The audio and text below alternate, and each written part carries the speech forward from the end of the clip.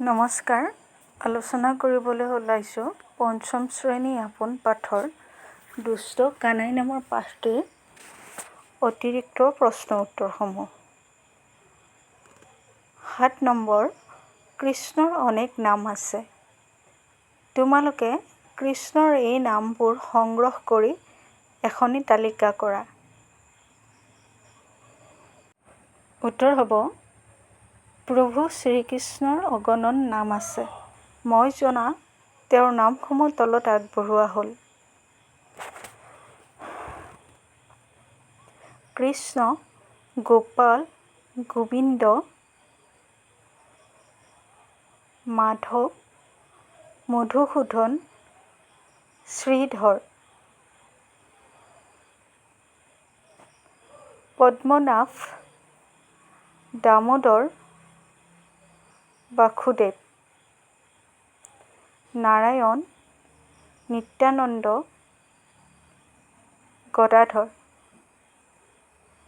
হৰি, বিষ্ণু, বনমালী, মুৰলীধৰ, গোপীনাথ, পাৰ্থসাৰথী, সুদৰ্শন, গদাপাণি, শংখপাণি, চক্ৰপাণি, দৈৱকী নন্দন, মুৰলী মনোহৰ আদি। ৮ নম্বৰ, দুষ্ট কানাই পাঠটোৰ পৰা কৃষ্ণৰ ল'ৰালি কালিৰ কোনবোৰ কথা জানিব পাৰি বাৰু?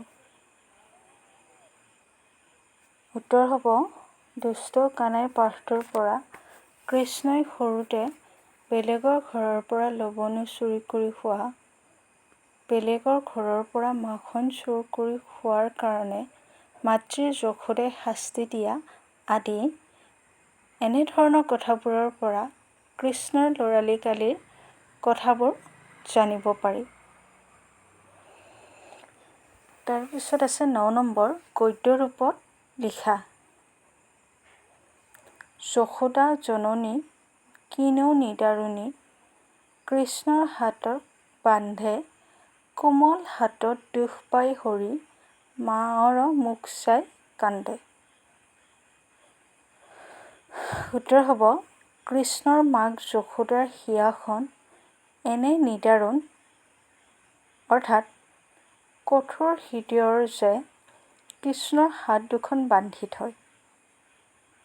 ফলত কোমলীয়া হাত দুখনত ধৰি অৰ্থাৎ শ্ৰীকৃষ্ণই দুখ পায়। তেওঁ মাক যশোদাৰ মুখলৈ চাই কান্দি থাকে। ধন্যবাদ।